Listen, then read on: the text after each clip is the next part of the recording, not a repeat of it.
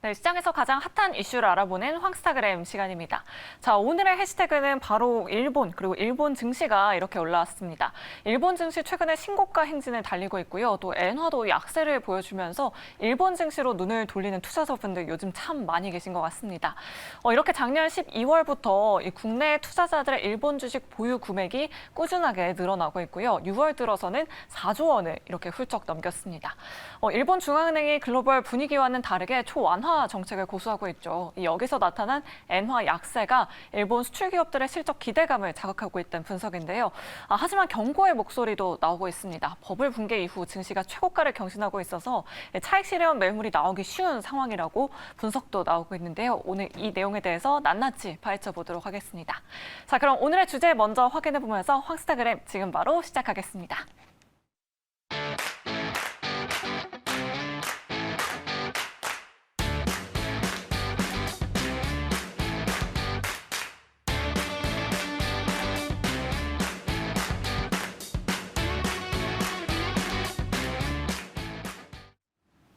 네, 급변하는 시장을 진단하고 그에 따른 대응 전략을 세워보는 시간이죠. 황스타그램 시간입니다. 제가 한 2017년부터 주식 공부를 시작하면서 절대 쳐다도 안 보는 주식이 있다가 있었습니다. 바로 일본 주식인데요. 근데 이 일본 주식이 요즘 좀 심상치 않게 돌아가고 있습니다. 이 도쿄 주식시장은 연일 최고치를 경신하고 있고 엔저의 전 세계 관광객들은 지금 다 일본으로 좀 몰려가고 있는 이 상황. 자, 이게 좀 어떻게 일본 경제 회생이 한국 경제에 미치는 영향이 어떻게 될까라는 또 고민도 좀 되어지는 하루인데요. 그래서 오늘은 하이투자증권 리서치센터의 박상현 전문위원과 함께 일본 증시에 대해서 좀 자세하게 이야기 나눠보도록 하겠습니다. 안녕하세요. 네. 오랜만에 뵙습니다. 예. 아니 지금 일본 이 니케이 지수가 3년 만에 다시 33,000선을 넘어서기도 했습니다. 네. 예, 일본 증시 상승 이유를 좀 알 수 있을까요? 왜냐면 저는 그동안 일본 주식은 보면 안 된다라고 배웠었거든요. 뭐 책에서. 사실 저도 그렇고요. 네네. 사실 뭐 일본 경제를 잘 들여다보지도 사실 않았었는데 네네. 최근 뭐 33년 만에 뭐 최고치를 이렇게 기록하는 가장 주된 배경 자체는 아무래도 이제 일본은행의 돈풀기 정책이 상당 부분은 좀 성과를 얻었다라고 좀 봐야 될 것 같습니다. 네네. 아무래도 뭐 연준이라든지 또 ECB 같은 경우는 계속해서 돈을 이제 어떻게 보면 좀 흡수를 하고 있는 상황들이고 금리도 올리고 있긴 그렇죠. 하지만 일본 정부는 계속해서 돈을 지금 시중에 풀고 있고 금리 자체도 계속 뭐 제로 금리로 계속 유지를 하고 있어서 네네. 아무래도 이 싼 자금이라는 부분이 계속해서 주식시장으로 좀 가는 부분이 하나 제일 큰 것 같고요. 두 번째는 뭐 이러한 효과들과 더불어서 금방 말씀하신 뭐 일본의 내수 경기 네네네. 뭐 이러한 것들이 상당히 좀 올해 일본 성장률이 어찌 보면 이 미국 성장률을 앞설 수도 있다. 그 정도입니까? 예, 올해 우리나라 성장률도 사실 잘못하면 앞지를 수도 있는 이러한 어떤 경기 상황 자체가 상당히 좋다라는 부분이 또 하나 중요한 요인인 것 같고요. 세 번째는 그 어떻게 보면 좀 뭐랄까요, 미중 갈등에 좀 수혜를 보고 있다. 그럴 수도 있겠네요. 그러니까 최근에 이제 일본 같은 경우는 이렇게 수출 비중을 보게 되면 중국보다는 이제 미국이 더 앞서가고 있는 상황들이고요. 네네. 또 최근에 글로벌 자금들 자체가 아무래도 중국이 좀 뭔가 불안하다 보니까 거기서 돈이 나와서 가는 데가 아시아 지역은 주로 이제 일본 쪽으로 일본이죠. 좀 많이 예. 들어갔습니다. 그래서 이러한 어떤 세 가지 정도가 이제 맞물리면서 일본 증시 자체가 상당히 좀 탄탄한 상승 흐름을 좀 가고 있습니다. 일본은 그럼 계속 지속적으로 부양책을 한다라고 좀 봐야 되는 겁니까? 뭐 당초는 이번 BOJ, 그러니까 일본 은행 총재가 이제 4월달에 베끼면서 이제 그 동안의 정책을 이제 조금 이제 걷어들이는 것이 아닌가라는 좀 생각을 했었는데 새로운 총재 역시도 아직은 기존의 정책을 계속 유지하겠다. 더구나 이제 기시다 내각 자체가 뭐 중요한 해산이라든지 이런 어떤 정치적인 문제도 사실은 조금 이제 같이 맞물리면서 그러한 부분에 조금은 좀 BOJ가 조금 협조를 하는 듯한 모습을 이제 계속 보이고 있는 사항들. 또 과거 이제 아베노믹스 뭐 기억하시겠지만 그때 정책이 뭐 여태까지 좀 이어지고 있는 부분들인데 그때 이제 돈을 아베노믹스 초기에 뭐 세 가지 화살이다 뭐 이러면서 이제 맞아요. 조금은 조금 이제 부양을 하면서 좀 성과를 얻었던 것이 조금 너무 이제 일찍 걷어들이면서 그 성과가 이제 뭐 완전히 또 거품처럼 없어졌던 그렇죠. 예. 이러한 어떤 과거의 경험들 때문에 일단은 좀 확실하게 일본 정부라든지 일본 은행이 원하고 있는 그러니까 물가의 하락과 경기 침체가 맞물리는 이 디프레 현상 자체를 이번에는 좀 반드시 이제 어떻게 보면은 극복했다라는 어떤 그러한 의지 자체가 BOJ로 그러니까 일본 은행으로 하여금 유동성 정책을 계속하게 하는 그런 요인으로 좀 작용할 가능할 것 같습니다. 그렇군요. 제가 일본 하면 생각나는 게 1980년대, 90년대 그 정말 혹시 그거 보셨는지 모르겠어요. 그 코카콜라 예전 일본 80년대, 90년대 광고 보면은 사람들 표정이 너무나 행복하고 정말 부유하고 여유로운 모습들이 그 표정에서 느껴졌거든요. 근데 지금 말씀을 들어보니까 일본에 다시 한번 이런 시기가 오는 것 아니야? 라고 생각하는 분들도 계시더라고요. 그런 점에 대해서는 어떻게 바라보고 계십니까? 글쎄 뭐 아직까지 그 정도까지 정도까지 일본의 아니다. 80년대 말 일본 버블 뭐 당시를 이제 생각하고 뭐 그때 뭐 일본 자본이 뭐 미국에 가서 땅을 다 사고 한다는 어떤 저도 맞아요. 그런 소리를 들었는데 지금 그 정도의 상황은 사실 좀 아닌 것 같고요. 이제 그동안 어떻게 보면 30년 동안 그 시달려왔던 우리가 잃어버린 10년이 아니라 잃어버린 30년 네. 여기에서 사실은 조금 벗어나는 정도 가능성이 좀 보이기 시작했다 정도로만 사실은 조금 저희가 파악을 그렇게 해야 봐야 될 것 되는군요. 같습니다. 예, 예. 예. 사실 저도 엔저랑 계속 좀 엔저 바꿔놓고 있거든요. 예. 또 이게 이웃 국가고 사실 월화수목 생방송을 하는 저에겐 주말에 여행을 갈 수 있는 곳이 거의 일본, 뭐 중국 이 정도밖에 갈 수가 없으니까 그래서 저도 엔화를 계속 바꿔놓고 있는데 확실히 관광객들이 엄청나게 늘고 있다라는 맞습니다. 얘기를 들었어요. 예. 왜냐하면 일본, 그러니까 도쿄를 제외하고 뭐 후쿠오카나 오사카 같은 경우는 한국 서울보다 물가가 저렴합니다. 예. 이제는 그렇게 됐어요. 그렇다 보니까 아무래도 좀 많은 관광객들이 유입되면서 좀 내수가 활성화된다라고 저도 좀 느껴지는데 이 현상이 좀 계속 좀 길어지겠죠? 엔화의 엔저 현상이? 예, 엔저 현상은 일단 BOJ, 그러니까 일본은행의 통화 정책 자체가 변화되기 이전까지는 네네. 일단은 좀 약세 기조가 조금 계속 될 것 같고요. 그렇다고 해서 지금 오늘 기준으로 보기에는 그 엔화 환율이 한 143엔 정도가 되는데 뭐 이게 무턱대고 그렇다고 160엔, 170엔 갈 수 있는 상황들은 아니고 조금은 한 150엔 정도가 거의 맥스가 되지 않겠냐. 왜 그렇게 말씀을 드리는 거는 작년에도 사실은 엔화가 상당히 약세를 보이면서 150엔까지 근접을 했었습니다. 네네. 그때 그 일본 정부에서 너무 엔화 가치가 떨어지는 게 너무 과도하다라고 이제 시장 개입을 했었고요. 이번 경우에도 사실은 뭐 엔화 약세 때문에 일본 경제가 여러 가지 도움을 얻고 있긴 하지만 사실 또 부작용 부분도 이제 네. 너무 통화 가치가 떨어지면 사실은 뭐 나중에 가서 자본이 또 유출하고 하는 부분도 그렇죠. 있어서 또 개입한다는 얘기가 있던데요. 예, 그래서 예, 계속해서 예. 지금 개입에 대한 어떤 신호를 계속 좀 보이고 있는 부분들인 것 같습니다. 그래서 그렇게 보면 엔화 가치가 기본적으로 약세의 흐름은 가긴 하겠지만 네. 뭐 무턱대고 여기서 뭐 160, 170에 가는 그림보다는 말씀드린 대로 맥스 3단 자체는 한 150엔 정도가 좀 장단이 되지 않을까 좀 보고 있습니다. 알겠습니다. 자, 일본 주식 얘기 좀 계속 좀 이어가 볼게요. 사실 그 일본의 뭐 시가총액 1위는 다들 예상하듯이 토요타입니다. 토요타가 그동안 우리는 주장창 하이브리드 막 이런 얘기 계속하면서 아니 쟤네들 왜 하이브리드를 못 버리지? 뭐 이런 생각했는데 드디어 전기차를 만든다라고 선언을 했어요. 2027년에 출시하겠다는 발표를 하기도 했습니다. 그래서 토요타의 PBR은 반년 만에 지금 이제 좀 많이 올라온 느낌인데 투자자들의 현재 기업 가치, 주가 대비했을 때 토요타의 이 회사의 가치, 이 지금 주식의 가격 괜찮은 겁니까? 토요타 어떻습니까? 글쎄 뭐 말씀하신 대로 이제 좀 후발주자 비슷하게 이제 전기차에 네, 뛰어드는 토요타가 부분들이어서 아직 그것을 성공을 사실은 확신하기가 조금 어려운 부분들이 있고요. 최근 네네. 이제 토요타 주가가 사실은 좀 강세를 좀 보이는 부분에 뭐 화면에 조금 뭐 영어로 써 있긴 하지만 네. 요 한 부분만 좀 보시게 되면 토요타 영업이익 중에 상당 부분이 어디서 사실은 영업이익이 증가하냐면 환율가입니다. 그러니까 우리나라도 뭐 원화 환율 자체가 상당 부분 이제 원달러 환율이 올라가게 되면 기업들 자체가 아무래도 달러를 이제 당연히 원화로 컨버트한 이렇게 환산하는 과정 속에서 이제 환효과를 얻게 되는데 네. 톡톡하게 지금 그 토요타 같은 경우는 환효과를 좀 보고 있는 부분들이고 지금 말씀하신 그러한 전기차와 관련된 어떤 뭐 테슬라처럼 뭔가 네. 큰 밸류에이션을 더 받고 하는 이러한 어떤 모습은 사실은 좀 아니다라고 좀 판단을 하고 있습니다. 계속해서 토요타는 그래도 하이브리드를 기본으로 하겠죠. 그렇죠. 뭐 아무래도 네. 전 세계 그래도 시장 점유율 전체 그렇죠. 토탈로 네. 따지면 1위인 기업이기 때문에 네, 네. 그렇게 보면은 뭐 그 부분에 대한 흐름은 계속 좀 갖고 가지 않을까 좀 보고 있습니다. 알겠습니다. 제가 제일 좋아하는 투자자 중에 한 분이 이제 워렌 버핏이시거든요. 예, 그분이 하는 말을 저는 항상 머릿속에 좀 되새기고 이제 휴대전화 메인 화면에다도 해놓고 막 그런 투자자 분인데 지금 이분이 일본 증시에 투자를 했다라고 해요. 아무래도 뭐가 좀 뭐 이게 냄새를 맡았다라고 표현을 해야 되나요? 어쨌든 일본으로 좀 투자를 해야 되는데 현재 일본 증시에 투자하는 게 이게 맞는 선택입니까? 여기에 대해서는 어떻게 보고 계십니까? 그러니까 어떻게 보면 말씀하신 버핏 같은 경우는 뭐 투자하는 게 사실은 맞을 수도 있다라고 좀 보는 게요. 물론 이제 뭐 펀더멘탈을 좀 따져서 들어가셨겠죠. 근데 좀 하나 이제 저희가 워렌 버핏의 지금 투자하는 방법을 좀 하나 좀 생각을 해보면 이 자금들 자체를 일본에서 조달을 합니다.